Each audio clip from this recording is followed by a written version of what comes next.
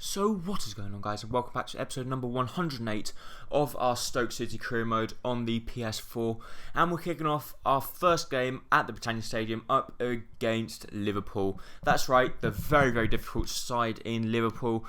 The squad that they have built is pretty much insane. I'm talking about in real life now, but it is just incredible, to be honest, with the likes of Balotelli, Sturridge, Gerrard, Sacco, Lovren, Lallana, Khan, Coutinho. It is just something special. It is just really something special, and I believe Liverpool can do really well this year. I would still prefer Liverpool. Obviously, I prefer Liverpool to win it than people like Arsenal and Man United and that. I don't see Man United winning it, but the person I think will win the league this season is Chelsea. The reason why I believe they'll win it is because they've got Hazard, Fabregas, Costa, Courtois. They've just got everyone. Basically, they have got a dream squad, to be honest. The squad that they have got is one squad that, if you could start from scratch, you would love to build that squad. It is just something special. But let's get into the gameplay. A very good save there from Simon Mignolet to deny us from going 1-0 up in this game. From the corner, we do get very close, but unfortunately they do manage to clear the ball just before we get the volley. But unfortunately for us, we were all over him. We just couldn't finish our chance. This time, Januzaj does get the ball. He cuts inside past Jose Enrique, does very well on his favourite left foot, fires one, but once again, Simon Mignolet with a wonder save to deny us from getting our goal, which would have resulted in putting us 1-0 up in this game. So, to be honest, I thought we should be 1-0 up, but it just wasn't to be. And in the 75th minute, they do get the ball here. Bernat gives the ball away. It comes to Draxler. Draxler actually regains the ball. The ball gets played over the top to Muriel. Muriel is one-on-one with Simon Mignolet. Can we beat him this time? Of course we can't. Mignolet is just the man on form this game. He was just stopping every single thing, and he was answering every question we were asking. But they do get the goal here. We do manage to clear the ball from Bernat. It doesn't go very far. It comes to Kelly to Henderson, Henderson to Lucas Leiva, and Douglas Coutinho plays the ball to Henderson, and Henderson finds the back of the net. And this time Hugo Lloris could get nowhere near it, so unfortunately for us, we just could not finish our chances, and we got punished for it in the end, as Liverpool do go ahead and slot that goal away through Jordan Henderson, and he was a very good goal, to be honest. I would have been pleased to score that goal, but unfortunately for us, it just wasn't to be. But Douglas Coutinho does actually rub salt into the wounds here with a lovely chip over the top of Lloris, and unfortunately Nathaniel Klein could not get there on the line to deny it from crossing it. But Liverpool, to be honest, we were all over them. We deserved the win. If we didn't deserve a winner, we at least deserved a draw, but Douglas Coutinho there just rubbing the salt into the wounds, and unfortunately for us, Nathaniel Klein could not get there. But that was actually how the game finished. We ended up losing 2-0, so a little bit disappointed there, but we'll have to bounce back, as we do have a very difficult fixture up next, up against Manchester United, and that will be very difficult, but I believe we can do it. But thankfully, the transfer offer from Mario Balotelli, they actually said, sorry, no, we don't want... who did we offer? Dos Santos, I believe. I said, no, don't want him. So we decided to offer Julian Draxler. We do end up drawing this game 2-2 against Newcastle in the FA Cup, so we do have to go to a replay here. But hopefully, we might play the replay, we might not. But the thing is, during this transfer window, I just really wanted to sim the games and get them with the transfer window, so that's why I'm simming the games I would normally play. But transfer offer for Lamela has been accepted. We go ahead and offer him a deal. So Balotelli, or Real Madrid have accepted it, and this could be some hell of a signing if we can get Mario Balotelli into the club, but I very much doubt it, as he'd probably say, sorry, you're not a big enough club, etc. But we'll just have to wait and see what happens. And the contract offer for Ike Gundogan was accepted, so our first big signing comes into the club, an 87 rated player, and I could not believe it that he had come to us, and it just proves that we have done an extremely good job at Stoke. We do actually go in on a 12 million euro offer for Thibaut Courtois.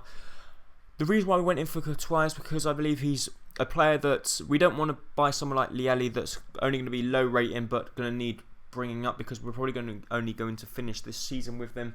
But I was happy to bring in Courtois, especially if we sold Lloris for 22 million. If we could get Courtois for 12 million, the rest we could use to try and build another player. And as you can see here, they do actually accept the offer. Unfortunately, they do want 120,000 for him, but we'll just have to say, okay, we'll have to take it out of the wages. We do have the wages to do it, so that's what we're going to have to offer him.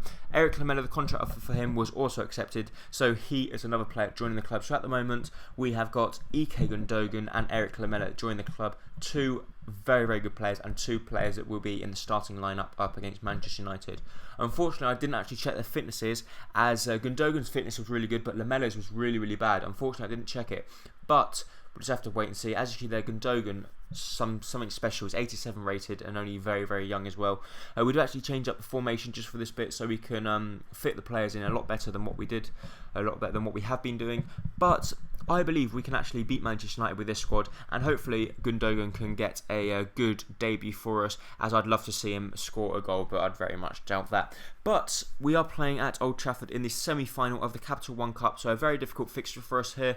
I believe it is 2 legs, I'm not 100% sure, but I believe it is. And as you see here, we will be meeting Tottenham in the final if we do get through, as they beat Southampton 4-0. So Tottenham will be a very difficult fixture for us. But straight in the dying stage, or straight at the start of the game, Gundogan does have to pick up the ball. You can see him in the top corner. He is now 1-on-1 in the 5th minute. Can he get the perfect start to his debut? Of course he can. That is why we have spent 24 million euros on this beast.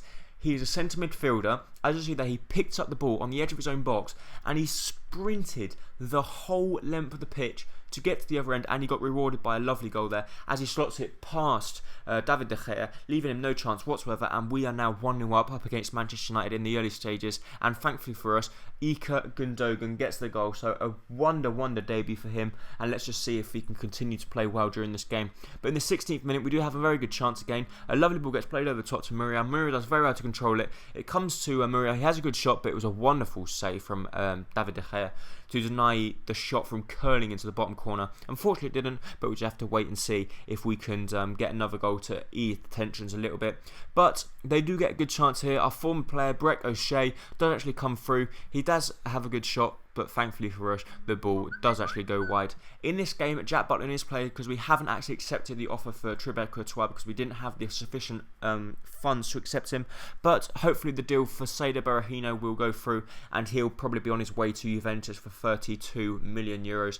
So if we get Balotelli in, then there's no complaint at all. But Berahino is a very, very good player. I don't really want to get rid of him, but I still prefer Balotelli than Berahino, as he's only 3 years older, but he's 89 rated. He's 9 ratings higher. So it would just be a dream come true if Balotelli does come in.